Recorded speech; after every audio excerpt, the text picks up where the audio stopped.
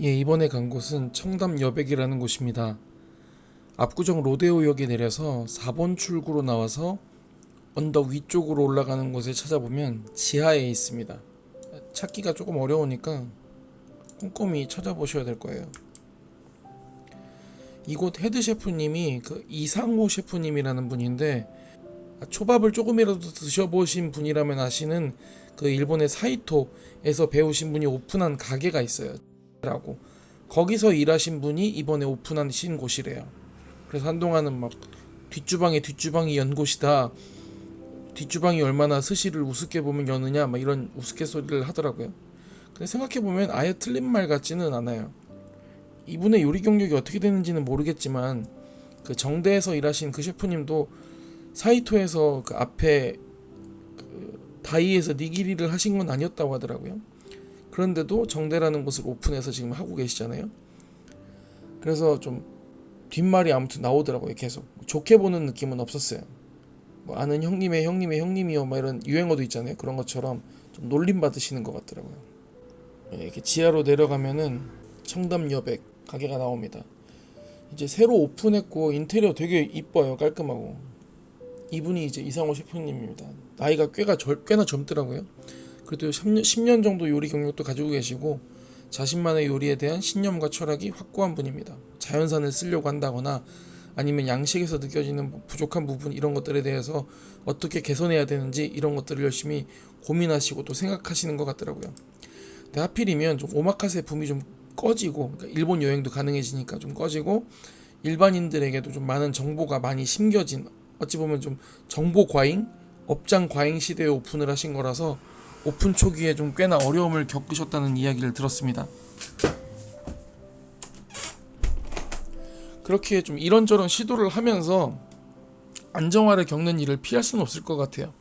뭐 이런저런 재료도 섞어보고 또 익혀도 보고 요리에 많은 시도를 하면서 자신의 신념과 철학이 또 손님의 니즈가 서로 일치되는 노력이 좀 필요하지 않을까 싶습니다. 우선 업장 분위기 되게 좋아요. 처음 오픈했으니까 깔끔하기도 하고 또 뒷주방도 계시고. 근데 매니저가 안 계셔서 좀 이렇게 음식의 진행이라든지 이런 부분에 대해서는 조금 아쉬울 수 있을 것 같아요. 굴 나온 것도 있고, 그러니까 음식 나오는 것들을 먹어보면 음식은 다 아쉬움이 남는 것 같아요. 그러니까 뭐 아까 굴 같은 경우도 좀 오버쿡된 느낌이었어요. 맛은 있는데 좀 씹는데 어려움이 있다거나, 과일 같은 경우도 뭐 사실 니맛 내맛 같은 느낌도 나고요. 목적을 좀 알 수 없는 음식 느낌이었어요. 학꽁치 같은 경우에는 뭐 자연산 좋은 거를 많이 구매해서 오셨다고 했는데 학꽁치 자체가 그렇게 뛰어난 맛을 내는 생선이 아니라고 저는 생각하거든요. 그래서 이것저것 섞는 나메로 형태로 낸다면 차라리 시소를 섞는 게 맛에 좀 도움이 되지 않을까 싶은데, 셰프님은 좀 재료 자체의 맛, 고유의 맛을 내는 거를 생각하시고 또 좋아하신다고 하셔서 그렇게 냈대요. 그래서 일본 참기름하고 파하고 깨만 섞어서 냈다고 합니다. 그렇게 해서 이제 요리를 내고 손질을 하시는 거죠. 전갱이 손질하시는 거 보면은 되게 크기도 크고 되게 좋은 재료를 쓰시는 것 같다는 느낌을 받아요. 확실히 크다, 확실히 좋다, 이런 것들을 느끼거든요. 저는 재료를 잘 모르지만 막 기름기가 넘쳐 보이는 재료를 쓰고, 이 가격대 그 10만원, 런치 10만원, 디너 20만원을 잡은 것도 본인이 이런 재료를 쓰고 싶다라고 생각이 들면 그 재료를 쓰는 금액이 한 10만원에서 20만원대래요. 그래서 그 가격대를 정하셨다고 하시더라고요. 그 다음에 이제 이런 식의 요리도 좀 시도하시는 것 같아요. 춘권 장어를 단순히 소금구이나 뭐 양념구이 같은 거로 하는 게 아니라, 아니면 통으로 튀기는 방식이 아니라 춘권피에다가 야채와 함께 감싸는 시도. 그러니까 맛은 좋아요. 그러니까 중식 같은 느낌이잖아요. 맛은 좋은데 워낙 기름기도 많고 춘권피가 워낙 두껍다 보니까 씹다 보면 입에 그 춘권피가 남는 그런 아쉬움이 있어요. 그러니까 이런 피드백을 좀 들으면서 손님들은 뭘 좋아하는지, 그리고 동시에 이 요리에 내 어떤 의도와 신념을 표현할 수 있는지, 이런 과정들이 좀 있어야 될 것 같아요. 그러니까 서로 손님하고 요리로 소통하는 좀 과정들이 있어야 되지 않을까 싶은 생각이 듭니다. 지금은 한창 자신의 좀 의지를 많이 표현해야 되는 시기긴 해요. 니기리는 섬세하게는 하세요. 아무래도 밥의 아쉬움이 너무 큰 것 같아요. 진짜 밥은 과도기를 제대로 거쳐야 되겠다는 느낌을 받습니다. 샤리가 많이 깨져 있어요. 그래서 입에 풀리는 게 알알이 느껴지면서 풀리는 게 아니라 이미 쌀알이 작다 보니까 조금만 씹어도 그냥 약간 무너지는 것처럼 느껴져요, 입에서. 실제로 그 젓가락으로 잡아 올리면 무너지는 것도 있었어요. 제가 젓가락질을 그래도 잘하니까 밑에서 받쳐서 들면은 와르르 무너지진 않는데, 웬만하면 또 45도로 잡으시는 분도 계시잖아요. 그러면 다 무너져요. 그리고 이제 뭐 맛도 사실은 샤리는 좀 평범해요. 게다가 이제 뒤에 좀 가다 보면은 온도감이나 맛이 좀 널뛰게 해요. 중간에 좀 달았다가 갑자기 또 뜨거웠다가 막 이래요. 이제 아무래도 길게 업장을 운영하시겠다고 본인이 생각을 가지면, 이걸 먹는 사람 입장에서는 변수가 많구나, 재료마다 고유의 뭐 느낌을 쓰는구나라고 생각하는 게 아니라 준비가 안 된 게 아닌가라고 생각을 가지게 되거든요. 그래서 이런 것들은 정비가 필요하지 않을까 싶어요.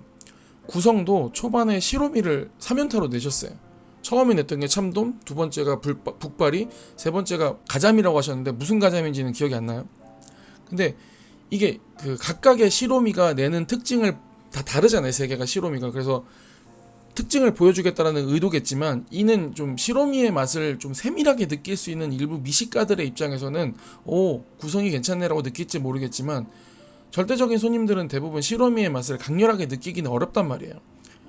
뭐 히카리나 아니면 참치 같은 경우에는 맛이 강렬하니까 그걸 쉽게 느끼는데, 이런 좀 흰살 생선 같은 경우에는 어렵단 말이에요. 근데 심지어 이런 흰살 생선은 고급 어종을 쓰기 때문에 비싸요. 그러다 보면 당연히 코스트 관리도 어렵겠죠. 뒤에 있는 것들이 점점 떨어지고, 아니면 앞에 있는 치마위가 바뀌거나.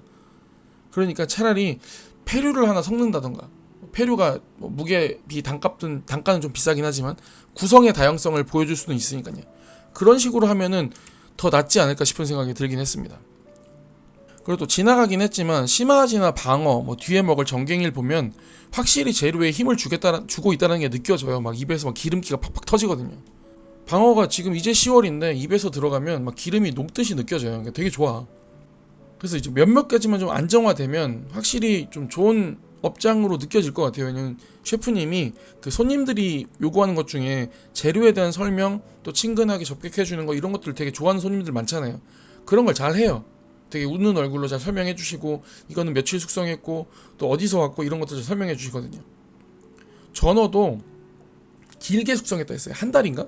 근데 뭐 쓴맛이나 멸치맛이 강하거나 이러지 않고 은은하게 단맛도 나는 걸 보면 재료 관리나 조리나 이런 것들도 잘 하시는 것 같지 않나 싶은 생각이 들어요. 삼치도 뭐 거슬리는 맛 없이 괜찮았고요. 그 보통 삼치 먹으면 이제 훈연해가지고 약간 그 햇맛 난다 그러잖아요. 그런 거 없이 깔끔하고 좋아요.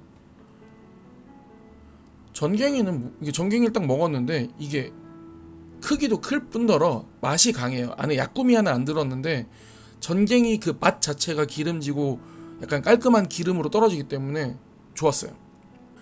근데 좋게 말하면 깔끔한 거고, 좀 나쁘게 말하면 사실 별맛 안 났어요. 여기도 약간은 가미가 필요하지 않나 생각이 듭니다. 그러니까 제가 이거 블로그에도 글을 썼는데, 다양하게 맛을 내려고 하는 시도, 그러니까 재료 본연의 맛은 내려고 하는 게 보여요. 그러니까 본인도 재료의 본연의 맛을 내고 싶어 한다고 하니까. 근데 그 말은 재료 본연의 맛이 그 재료의 어떤 맛을 가미했을 때의 맛보다 좋을 때 하는 말이에요. 그렇잖아요. 나는 재료 본연의 맛을 낼 거야 라고 냈는데, 이게 손님들이 먹기에 재료에다가 어느 맛을 가미한 게 더 맛있다고 느껴버리면 이거는 그냥 내 개인적인 주장밖에 안 되는 거예요. 재료 본연의 맛이 좋으려면 재료 본연의 맛을 좀 더 올려줄 수 있는 가미됨이 뭔가 있어야 이것들과 다른 길을 걷는다고 느낌이 드는데, 나는 그냥 재료 본연의 맛을 낼 거예요. 좋은 재료를 가져올 거예요. 그러니 나는 뭐 약품이나 추가적인 다른 가미를 하지 않습니다 라고 해버리면 노력을 하지 않는 것처럼 느껴질 수도 있거든요. 물론 셰프님이 좋은 재료를 구하기 위해 열심히 노력하지만 손님들은 그 과정을 알지는 못하잖아요. 입에 느끼는, 혀에 느끼는 맛으로 전체적인 걸 파악하지. 그래서 만약에 이 재료 본연의 맛을 좀 더 표현하고 싶은 의지가 있다면 재료의 맛을 가미하는 것보단 더 나아야 된다는 느낌을 갖는 거죠. 그래야 재료 본연의 맛을 드러내고자 한다라는 셰프님의 의지가 올곧게 이해가 돼요. 참치는 논외로 할게요. 제가 우선 참치에 대해서 잘 몰라요. 그냥 아까미는 아까미다, 그냥 오도로는 기름지구나, 이 정도밖에 안 돼서 잘 몰라요. 근데 먹어봤을 때 뭐 거부감 있는 맛은 나지 않아요. 뭐 기름을 먹었을 때 너무 기름져라든가 참치를 먹었을 때 아무 맛도 안 나는데 이런 수준은 아닙니다. 드셔보시면 알 것 같아요. 어디 산지인지 저는 이런 건 안 물어봤기 때문에 다른 데는 다 얘기했거든요. 참치는 산지를 안 얘기해 주셨던가 아무튼 기억 못해요. 근데 아무튼 그냥 평범한 수준의 맛이었습니다. 오징어는 샤리가 워낙 잘 풀리다 보니까 무늬 오징어는 이게 입안에서 풀리는 전체적인 것들이 좋아요. 차라리 약간 이도 길이라고 해서 길게 썰어서 해주셨으면 더 좋지 않았나 생각이 들긴 하고요. 새우는 손질한 걸 보면 머리하고 꼬리를 다 이렇게, 머리는 적당히 살리고 꼬리는 잘라내가지고 손질을 했어요. 이게 뭐 식중독이나 이런 것들을 예방한다면서요. 머리 앞에 있는 내장들이 식중독을 낼 수 있어서, 그러니까 그런 여러 가지 의도를 가지고 만들어내는 것들이 있는데 이건 조금 오버쿡된 느낌이 있어서 질겅거리는 부분이 있긴 했습니다. 또 중간에 육고기를 내는 이런 변주라고 해야 되겠죠? 변주도 하시고. 근데 이건 약간 구웠으면 좋지 않을까 생각이 들어요. 예전에 미스터 초밥왕 같은 데 보면은 고래고기를 내는 과정이 있거든요. 근데 고래는 종이 어떻게 돼요? 생선인가요? 포유류잖아요. 그래서 거기서는 고래고기를 살짝 구워서 내요. 구우면 맛이 나니까. 그래서 살짝 굽는 게 고기 입장에서는 더 나은 맛이라는 거죠.